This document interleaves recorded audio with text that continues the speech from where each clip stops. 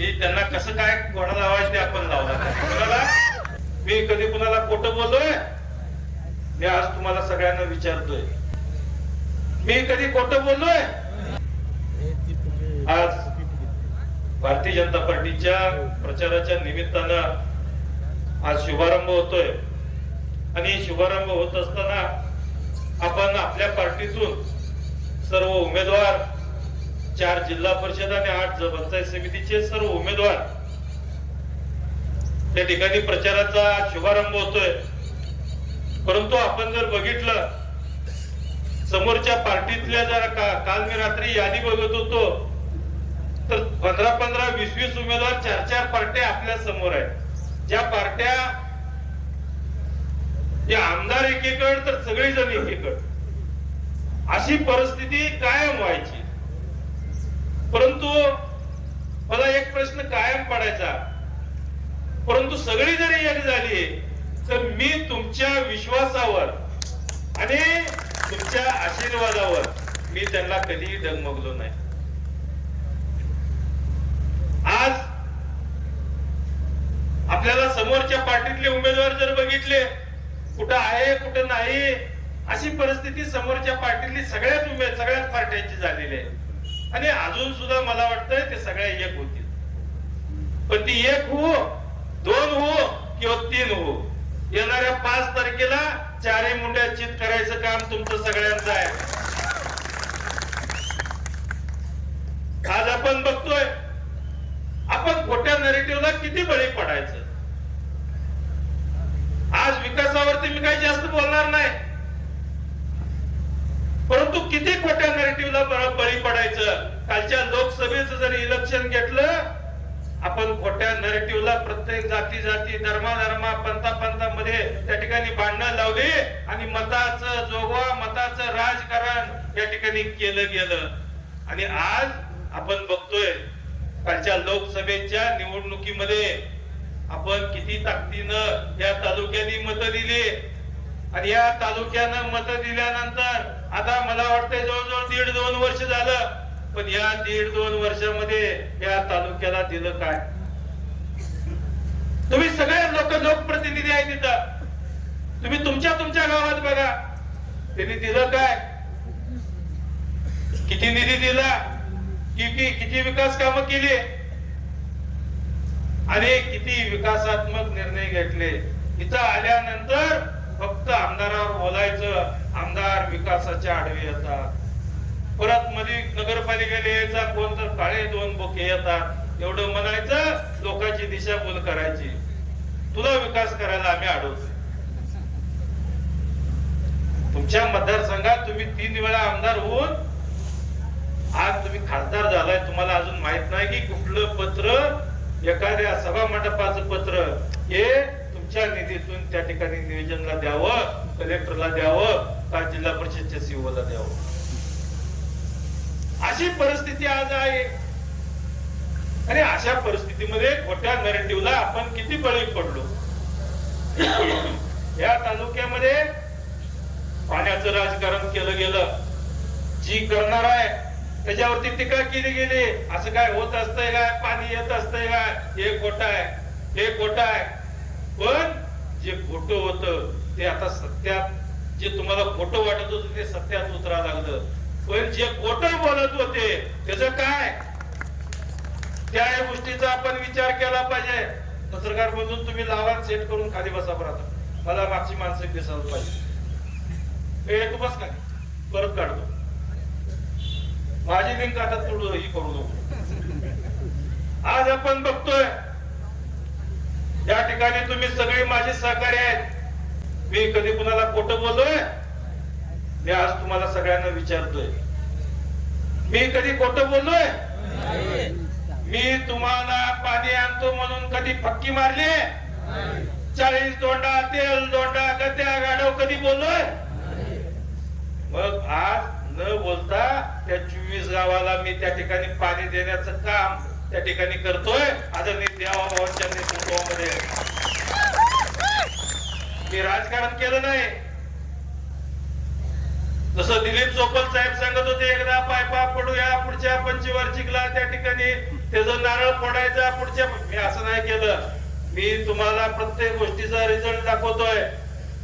मी आतापर्यंत आज इथे येतात विरोधक त्या ठिकाणी सभा करतात, नुसतं पोपट पंची बोल पंची. आज या तालुक्याने आपण बघतोय, या तालुक्याने कितीतरी आमदार केले, मंत्री केले, परंतु आपल्याला आपल्या पदरात मिळालं काय? आता विरोधक उद्या येऊन स्टेजवर भाषण करणार आहेत.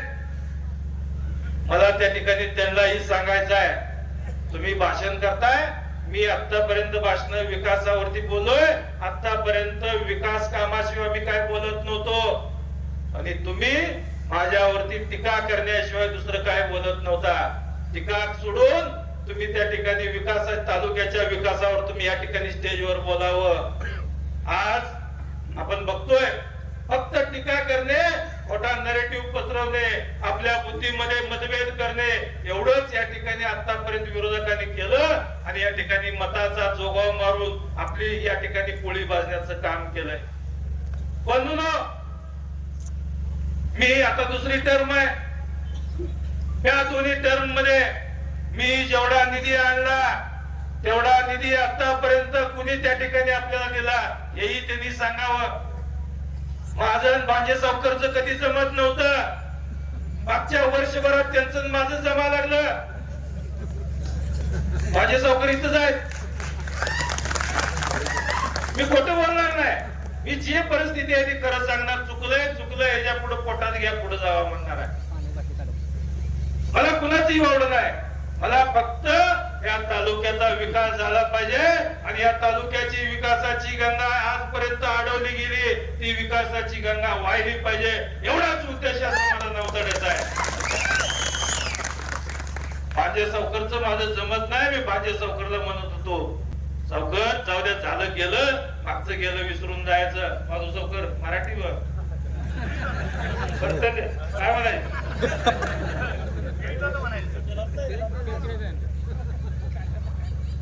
जमत नव्हतं आमचं. पण त्या ठिकाणी आमचं ज्या वेळेला जमलं त्यावेळेला त्यांचा विश्वास माझ्यावर नव्हता. अवताडे काय करणार, पण या अवताडे वेगळा आहे.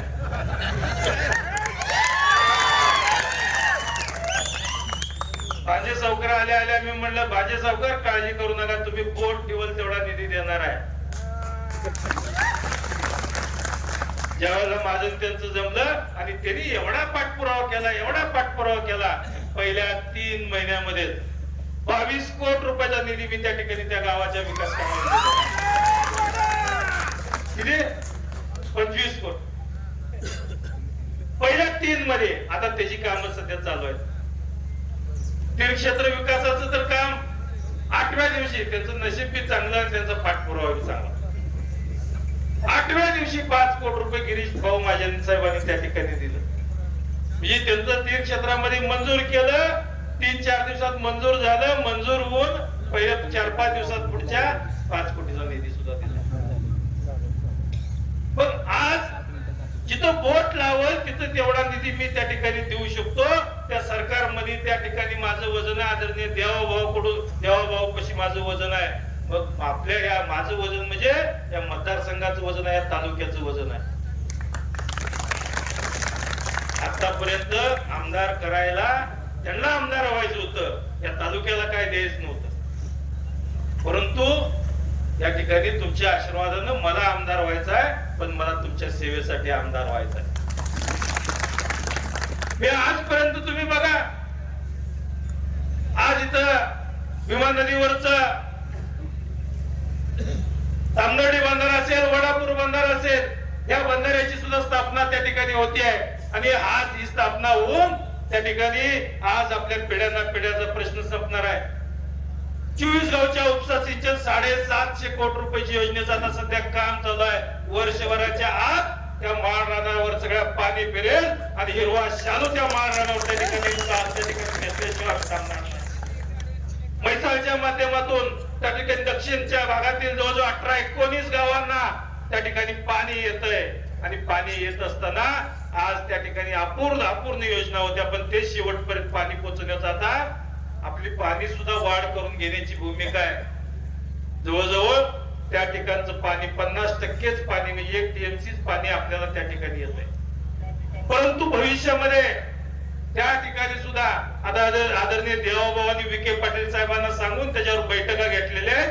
बऱ्याचशा गावांना पाणी मिळत नाही, ती डिझाईन चुकलेली आहे, त्यावेळेला डिझाईन करताना चुकली आहे. त्यावेळेच्या लोकप्रतिनिधी खरं म्हणजे केलं पाहिजे, बघितलं पाहिजे होतं, परंतु न बघितल्यामुळं आजची परिस्थिती आहे की म्हैसाळच्या शेवटच्या गावापर्यंत पाणी येत नाही. परंतु आता म्हैसाळ योजनेमध्ये आपण पाणीही वाढवून घेऊ आणि शेवटच्या गावापर्यंत जेवढं पाहिजे तेवढं पाणी देण्याची भूमिका आपण यापुढच्या कालावधीत ठेवूया. मान नदीच्या बाजूला बंधाऱ्याच्या गळती आहे, भीमा नदीमध्ये बंधाऱ्याची गळती आहे. ही पाणी अडवण्याचं सुद्धा काम आदरणीय देवाभावांच्या खाली आता खाली पत्र आलेले आहेत. सगळे मान आणि भीमा नदीवरचे बंधारे सगळे गळती थांबवून त्या ठिकाणी लागणारं पाणी, कारण सोलापूरची पाईपलाईन जर झाली तर आपल्याला यायचं पाणी असेल, शेतीच्या पाण्याचं असेल, ही परिस्थिती अवघड होणार आहे. त्यामुळं ज्या ठिकाणी नगरपालिकेच्या पाण्याची उपसा उचित बंधाऱ्यावर जर होत असेल, 40 गावच्या योजनेची पाणी त्या ठिकाणी जात आहे, आंधळगाव प्रादेशिक योजनेचे सुद्धा पाणी तिथून जात आहे. या बंधाऱ्याची क्षमता वाढवून त्या ठिकाणी पाणी थांबण्याचं सुद्धा काम आपण करतोय. आज आता विजेच्या समस्या किती आहेत आपल्याला? परवा आम्ही मीटिंग घेतली, त्यावेळेला सांगितलं गेलं दिवसा आम्ही 8 तास लाईट देऊ सिंगल पेजची. परंतु बऱ्याचशा गावांना अशी परिस्थिती आहे की आता सिंगल पेजची नाही, पण धारा काढायच्या वेळेला सुद्धा त्या ठिकाणी लाईटा जाते. त्या मला लक्ष्मी देवडी शेदेवाडी आमचा नाना असा लागलाय. अशी परिस्थितीचं ज्या वेळेला फोन आलं त्या ठिकाणी आपला मुख्यमंत्री आहे, लक्षात घ्या. मी सांगितलं साहेब भाऊ आम्हाला द्यावा, भाऊ मला आमच्या तालुक्याला विजेच्या समस्या अजून भेडसावतात, काय पाहिजे? म्हणलं 10 कोटीची डीपी पाहिजे, दिले. 10 कोटीची डीपी सुद्धा आपल्याला दिलेले आहेत. आणि आता परवा त्यांना ते सांगितलं, तेव्हा भाऊ दावतला जायच्या अगोदर मी मुंबईला गेलो होतो, त्यावेळेला म्हणलं भाऊ आमच्यातली अशी परिस्थिती 8 तास तर लाईट सोडा, परंतु आम्हाला त्या ठिकाणी बऱ्याचशा गावांना जिथं कामं अर्धवट राहिलेली आहेत ती कामं चालू आहेत, पण ती कामं चालू असतो लाईट पुरवत करा. सकाळ संध्याकाळ आम्हाला लाईट पाहिजे, धारा काढायच्या टायमाला लाईट पाहिजे. त्या ठिकाणी लगेच चीफ इंजिनियरला आणि एससीना त्या ठिकाणी आदेश केलं गेलं आणि आदेश केल्यानंतर येणारे आता चालू झाले का त्यांना कसे झाले? ज्या गावांना अजून जरी चालू झाली नसेल त्यांनी सांगा, त्यांच्या लगेच तात्काळ त्या ठिकाणी त्या सुद्धा विजेच्या समस्या आपण सोडवण्याचा 100% प्रयत्न करू. आज बरेचसे त्या ठिकाणी सबस्टेशन आहेत, ते सबस्टेशन सुद्धा निर्मिती करण्याचं काम आपल्या तालुका 11 सबस्टेशन निर्मिती करतोय आपण. भविष्यातल्या 20 वर्षामध्ये कधीच प्रॉब्लेम या तालुक्याला येणार नाही अशा पद्धतीची उपाययोजना या ठिकाणी करतोय. बऱ्याचशा त्या ठिकाणी ट्रान्सफॉर्मर बसवण्याचं करतोय, कमी दाबाने येत असल्यामुळं काही ठिकाणी ट्रान्सफॉर्मर नव्हते, काय ठिकाणी 5 मेगावॅटचे असतील, 10 मेगावॅटचे असतील, हे सुद्धा ट्रान्सफॉर्मर आपण बसवण्याचं काम करतोय. आज आपण बघतोय बंधूंनो की आज विरोधकांमध्ये जे पराजय पचवण्याची ताकद संपली आहे. आपण जय बी पचवलाय, पराजय बी पचवलाय, तरी सुद्धा आपण उन्माद माजला नाही. परंतु कालच्या परिस्थितीमध्ये आपण बघतोय, कालच्या पंढरपूरच्या निवडणुकीमध्ये माझं आपण बघितलंय, आपली ही संस्कृती नाही. अहो बारकी शिंबडी पोरं जर दंड आम्हाला थापटा लागली, आम्ही काय मेलेले आईचं दूध पितोय? ज्या भाषेत तुम्ही बोलणार त्याच भाषेत या पुढच्या कालावधीत उत्तर दिलं जाईल. आज जर बारकी पोरं जर आपल्यावर दंड थापटत असतील, बारक्या पोरावर जर मालकावरती टीका होत असतील, आपल्यालाही थोडस काय वाटलं पाहिजे? आपण त्यांच्या नरेटिव्हला बसतोय, आपण त्यांच्या बोलचापाला बसतोय. आज मी सांगितलं मालकाला, कालच्या आजच्या राजनीच्या भाषणात सुद्धा सांगितलं, नगरपालिकेच्या वेळेला म्हणायचं तुमचं काय नाही दादा, मी तुमचाच आहे आणि तुम्ही मला मदत करा. आणि माझ्या विधानसभेच्या वेळेला मालकाच्या घरी हेलपाटे मारायचे, मालक तुम्ही कुठं उभारलाय, तुमचं काय नाही, तुमच्या माणसाला जरा सांगा तुम्ही आमचंच आहे. अरे बाजरा म्हणजे आम्ही राजकारण खेळायचं वाट्या खेळत बसायचं. मी तुला एकट्याला राजकारण कळते. आज या सगळ्या गोष्टी आपण लक्षात घ्या. आपण खोट्या नरेटिव्हला घाबरू नका, खोट्या नरेटिव्हला बळी पडू नका. कोण काय म्हणतंय काय विचार करू नका. बाटली बाटली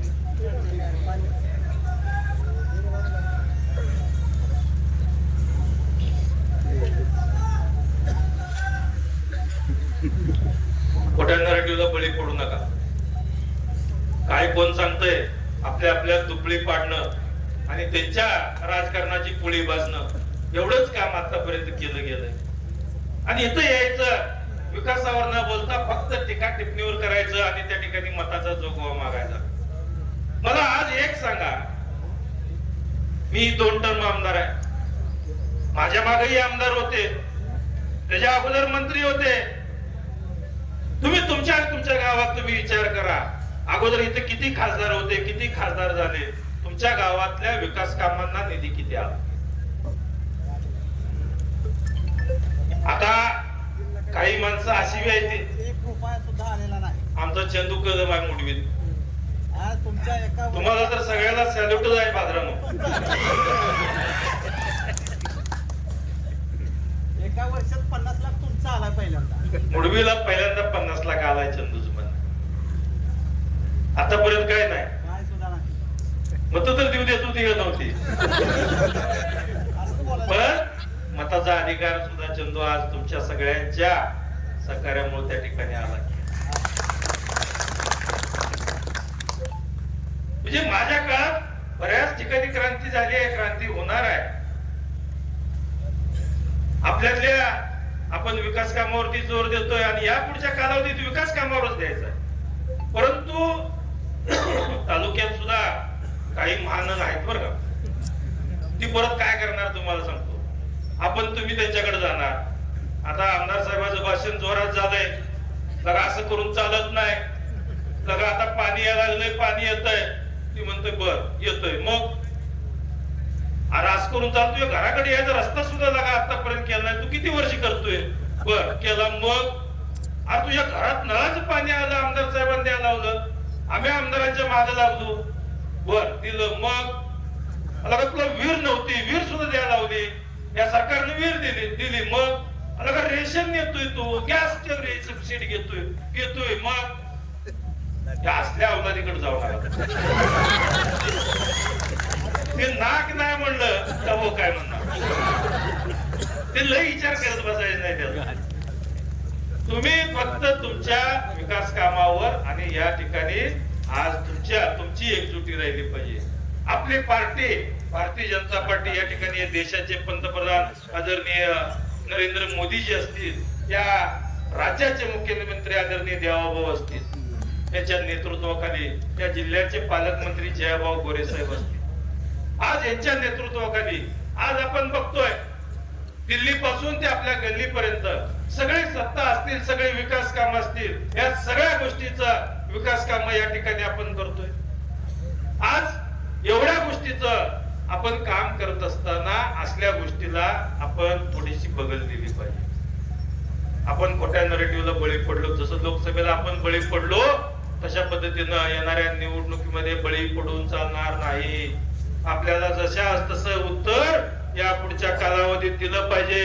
अन्यथा या तालुक्यावर त्या ठिकाणी पहिलं तेल दोंडा 40 दोंडा, मला एक सांगा, पहिली योजना तेल दोंडा 40 दोंडा झाली, पक्की मारली, त्या ठिकाणी टोकन दाखवलं, राज्यपालाचे फोटो दाखवले, पण समाधान अवतड्यांनी त्या ठिकाणी काय दाखवलं तुम्हाला, कामच दाखवलं.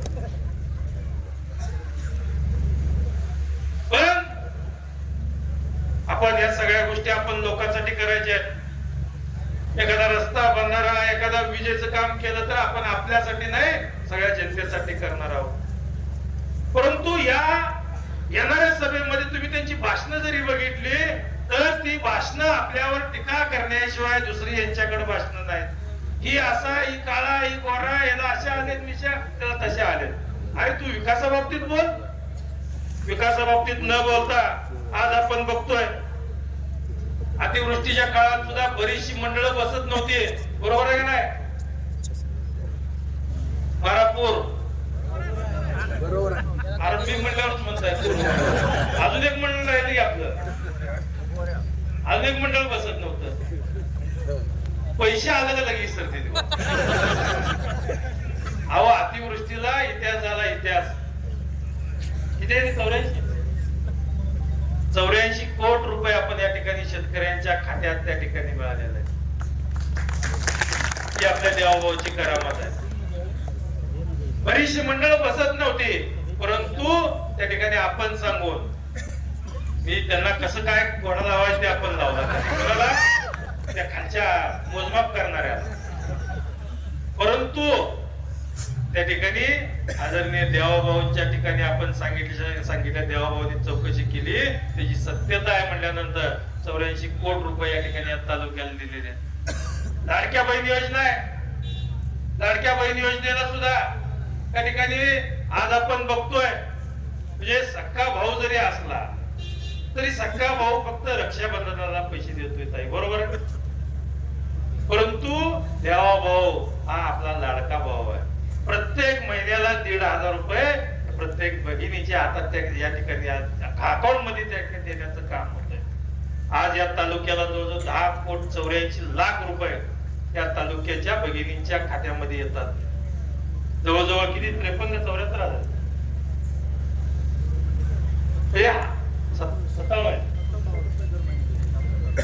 एवढे कोट्यावधी रुपये जर या ठिकाणी येत असतील तर आपण का त्या ठिकाणी मागे पडलं पाहिजे? रेशन केंद्राकडून फुकट आहे, गॅस सबसिडी आहे, पीएम किसान शेतकऱ्याला योजना आहे, लाडक्या बहिणीला तर काय सगळं फुकट आहे, शिक्षण फुकट आहे, एसटी मध्ये सवलत आहे, त्या ठिकाणी 1,500 महिन्याला आहेतच. तर लाडक्या बहिणीची आहे, लाडका भाऊही आहे, पीएम किसान योजना असेल. मग एवढ्या सगळ्या योजना जर आपल्यासाठी होत असतील, काल मी एकाची लाईट बिल आरोग्याची तर आता म्हणजे माझं पत्र दिल्या कुणाला 1,00,000, 2,00,000, 50,000, 80,000 एवढी मुख्यमंत्री सहायता निधीतून या ठिकाणी एवढे पैसे आपल्या त्या ठिकाणी आरोग्याच्या माध्यमातून त्या पेशंटला दिलासा देण्याचं काम होतंय. लाईट बिल माफ केलेलं. आता लाईट बिल येतंय का कुणाला? लाईट बिल नाही. आता याच्या पुढं सोलर, त्या सोलरचा सुद्धा आता कॅम्प घेऊ. बऱ्याच शेतकऱ्यांना वाटतं याची लई प्रोसिजर अवघड आहे, पण एवढं इलेक्शन झालं त्याचा एक मोठा कॅम्प घेऊ, प्रत्येक भागाभागामध्ये घेऊ, त्याचं महत्व आणि त्याच्या त्या ठिकाणी असणारे अधिकारी एकाच ठिकाणी घेऊ आणि जास्तीत जास्त लोकांना सोलर एकदा गेला मग लाईटची कुठेही कमतरता पडणार नाही. कारण आपल्याला माहित आहे लाईटची कशी कमतरता आहे, आपल्याला बोलता बी येत नाही आणि करता बी येत नाही, बरोबर आहे का? चल मोटरचं कनेक्शन कितीचं? एका टीपीवर आकडा किती? आकडा पकडला एक लाव आमदारला पण लगी येते, जाओ आमदार काय तुम्ही आमच्याकडे बघत नाही काय नाही म्हणून काय झालं बाबा? मी सांगायच्या अगोदर आमदारचा कार्यक्रम, आमची वायर बियर घेऊन गेले तर आमच्यावर केस करणार. तर ही परिस्थिती सोलर ज्या वेळेला होईल तर या परिस्थिती सुद्धा त्या ठिकाणी कमी होतील. म्हणून आपल्याला या सगळ्या योजना राबवायच्या आहेत, लोकांच्या पर्यंत कामं करायचे आहेत. आज यांच्या टीका टिप्पणीकडे काय बघत बसू नका. त्या ठिकाणी मी 4 जिल्हा परिषद गट आणि 8 पंचायत समिती हे सक्षम उमेदवार आहे, तुमची सेवा करणारे उमेदवार आहे आणि त्या ठिकाणी त्यांच्या पाठीमाग मी आहे आणि प्रशांत मालक बी आहे आणि आमच्या माग भारतीय जनता पार्टी आदरणीय देवाभाऊ आहे. त्यामुळं घाबरायचं कुठलंही कारण नाही. जेवढं विकास कामाला तुम्ही पळचाला त्याच्यापेक्षा एक पाऊल पुढे जाऊन आम्ही त्या ठिकाणी काम करू एवढंच आपल्याला या निमित्तानं सांगतो. आणि आज खरं म्हणजे आमचे ज्या उमेदवारांनी म्हणजे आता उमेदवार सगळे झाले, ज्या उमेदवारांनी माघार घेतली त्यांच्यासाठी आपण टाळ्या वाजवून त्यांचंही त्या ठिकाणी स्वागत करावं, त्यांचे अभिनंदन आपण करावं. कारण त्यांनी सुद्धा पार्टीसाठी आणि आपल्या सगळ्यासाठी जे दोघही सक्षम होते, पण दोघांपैकी कुणाला तर एकालाच निवडा लागत होता. परंतु या ठिकाणी मी एवढं आश्वस्त करतो, तुम्ही सुद्धा कार्यरत राहा, काम करत राहा.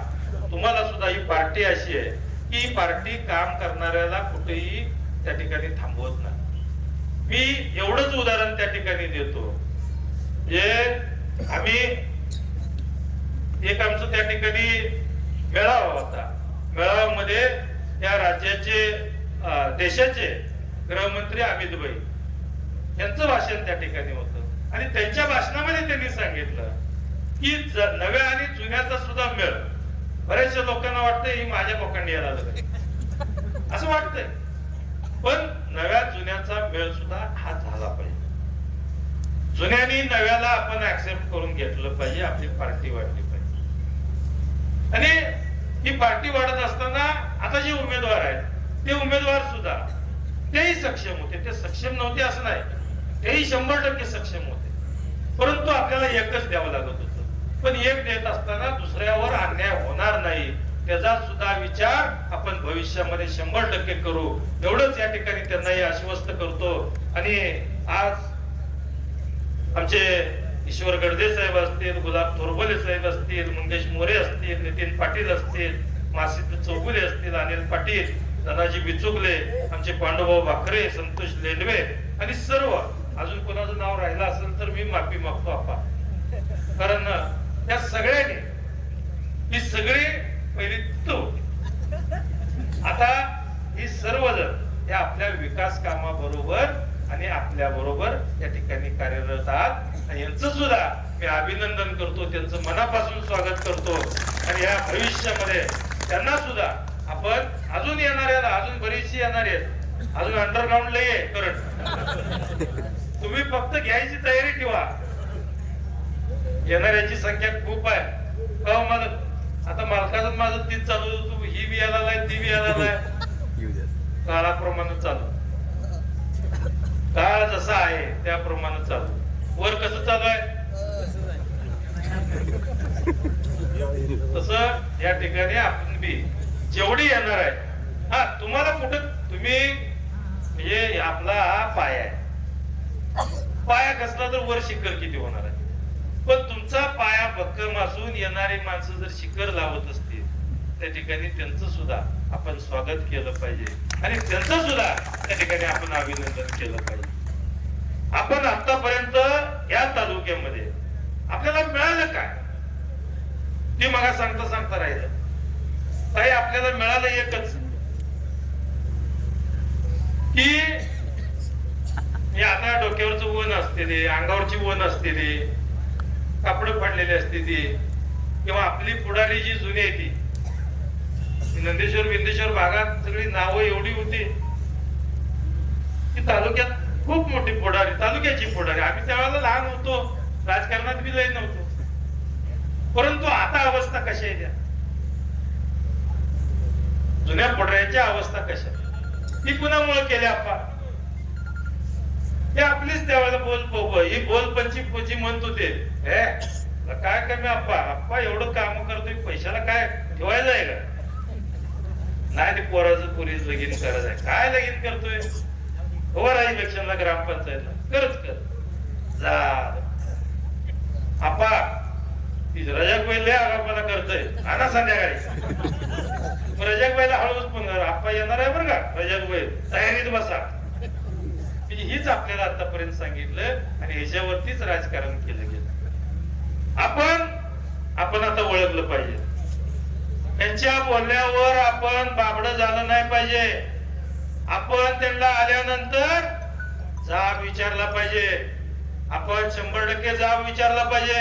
तू का पक्की मारली? तू पक्की मारून तू राज्यपालाचं टोकन कुठं आणलं होतं?